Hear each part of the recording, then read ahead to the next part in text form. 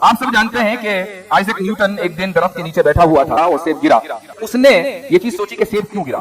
اب یہ کچھ انٹیلیجنٹ مائنڈز ہوتے ہیں, تو اس نے سوچا کہ سیب نیچے ہی کیوں گرا, وہ اوپر بھی جا سکتا تھا, وہ دائیں اور بائیں بھی جا سکتا تھا.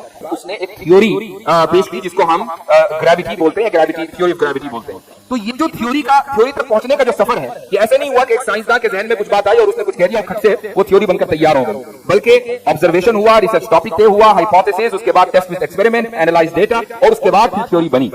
اگر کوئی شخص یہ کہتا ہے کہ اگر سائنسی دلیل مجھے آپ دیں گے تب تو میں خدا کو مانوں گا, ورنہ میں خدا کو نہیں مانوں گا, تو آپ اس سے یہ سوال کر سکتے ہیں کہ کسی بھی سائنسی دلیل کے لیے سائنٹیفک میتھڈ کا ہونا ضروری ہے. ایسی کائنات کے جس کا ہماری فزیکل ورلڈ سے تعلق نہیں ہے, ایسی اشیاء کے جو فزیکل نہیں ہے, مادی نہیں ہے, ان کے معیارات اور ان کے سٹینڈرڈز الگ ہیں.